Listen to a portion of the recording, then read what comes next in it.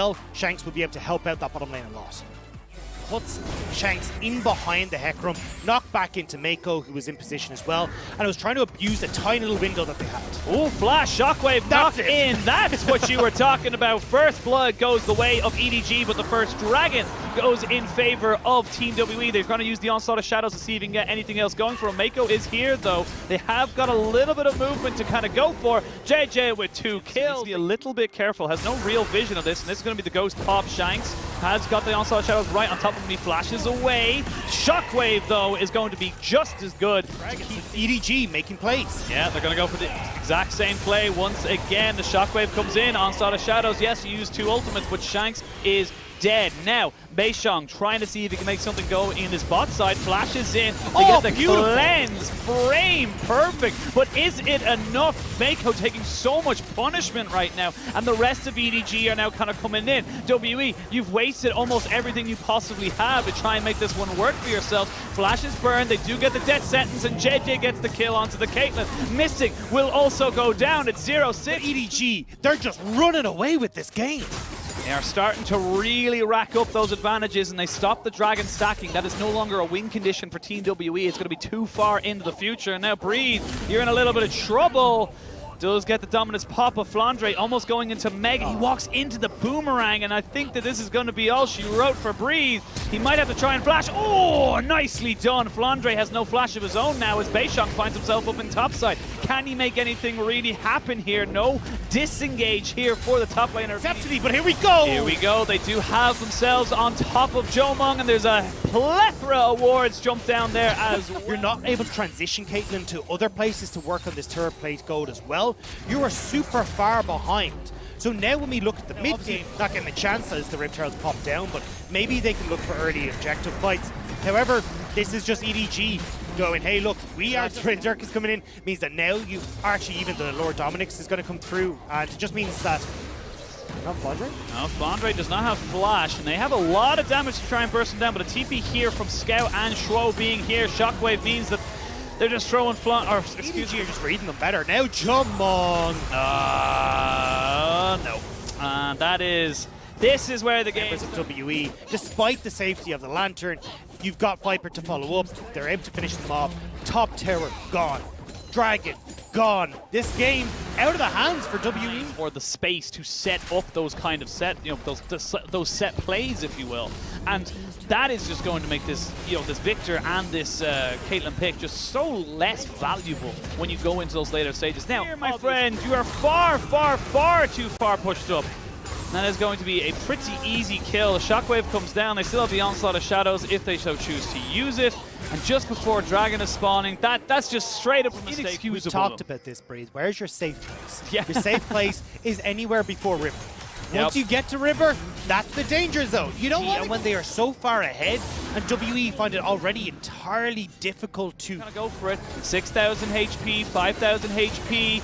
4,000 Baron now. Do you turn off? They're going to try and go for both. It's a bit of a split call, and they don't really get the purchase they wanted. They go back onto the Baron. It's down to about 1,300 HP. Beishong, Shockwave lands on the 2. Scout, though, very, very low. He might be taken down. The Baron's down to about 450 HP. It will go down to EDG, but they have to get themselves out. They lose 2. They gain the Baron, but they lose 2 more, and now the map kind of belongs to Team WE. And that was the problem that we pointed out with EDG's late game team fighting.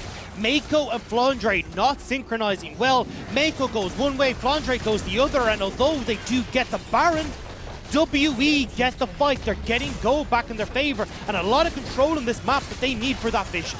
Yeah, you don't really have engage right now unless you want to go in with the Onslaught of Shadows. Really messy stuff from EDG. Honestly, they could have gone a lot worse. Viper stops trying to go for the team fight and immediately goes, this Baron's down to about 300 HP. I need to finish this right now. They still have about a minute or so, a little bit more than that on this Baron buff, so they're going to push in and get themselves a tier 2 in that bot side.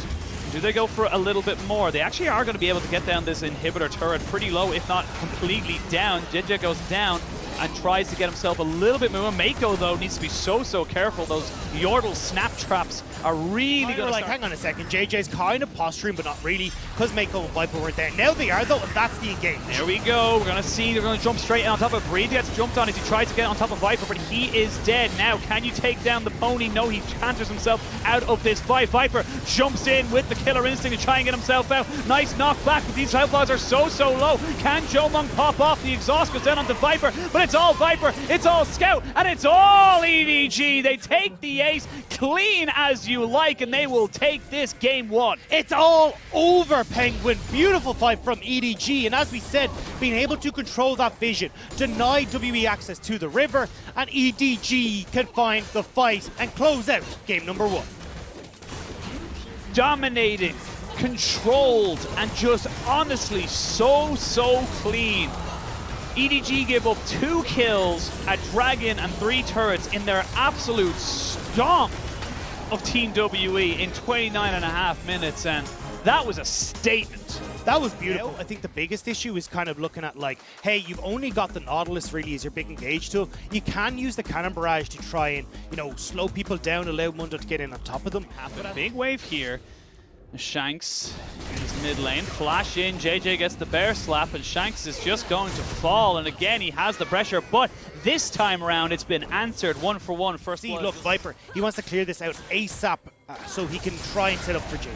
Oh, Jomung does take the Zenith Blade. They do get the Shield of Daybreak down onto Missing. The TP being committed as well. Missing, no flash and nowhere to go. Will he be able to keep this one alive? No, he will not, and they actually get flashes in and the heal to keep him alive. 2 quick kills. They himself shut down the top side clear that JJ can go for, but honestly, the damage is done. EDG off to a great start. A couple of camps, give up this dragon, and let Team WE, and this is the thing, yes, you have the Orianna, but if you do not have that shockwave, your potency in these fights, but Breathe, there's the Cannon Barrage, he flashes away, the TP's coming in now, this will be Shanks joining in on top of this, and they get the TP out of Scout as well, so couple of tentative moves there, Breed stepping a little bit too far forward, but at the end of the day, WE, they stop the dragon stacking and they get one for themselves. It was an overcommit from Scout. I actually like... Mako does get hit by the Dredge line, but Beishong and Shanks are the ones who are in this position. Top lane turret goes down, mid lane going to get hit up by the Rift Herald, so 2 Rift Heralds into the mid lane does mean that that gets knocked down.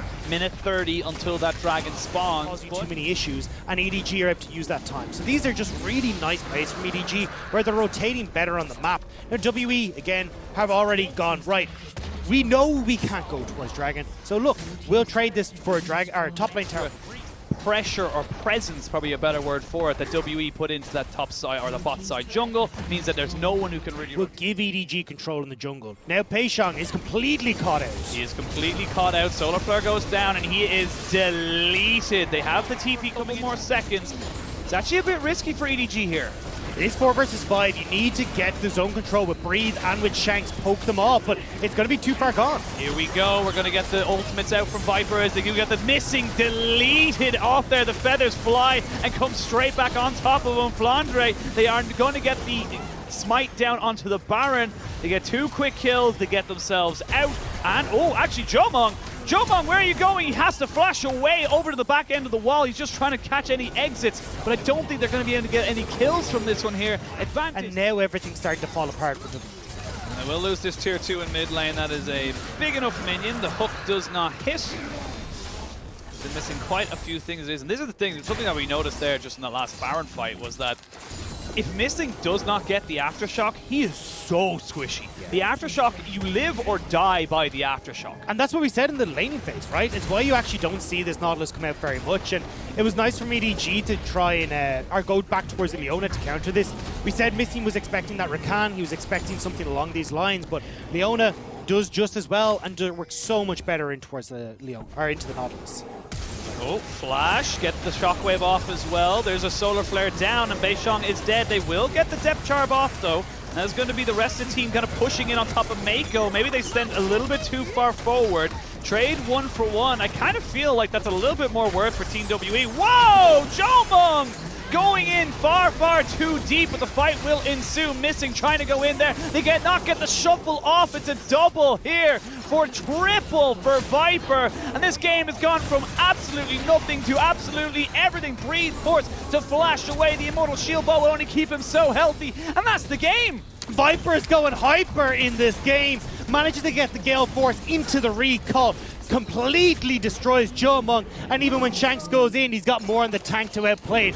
This is why Viper has been so strong for EDG. Viper has been the catalyst for this team. They will take down one of them. You probably take the team fight, you probably get yourself back into the mid lane, you probably get up so much more for you, but doesn't work. It's not how the chips fall, and we can see now TWE looking to see if they can make something happen. Mako gets jumped on here. There's a teleport coming off the backside. He will have Mega Gnar very, very soon, but you're dead. There's a double kill now for Viper, and can he go hyper? Like you said, it's a double for him. Shockwave comes out. Double, double, double, triple. It's a full house right now. EDG, they take the last-ditch fight from Team WE. They smack it back in their face, and they will take this series 2-0. And convincing as well. 15-2, a 10,000 gold lead. EDG showing why they were undisputed in first place for so long and are wanting to guarantee their spot in the semi-finals.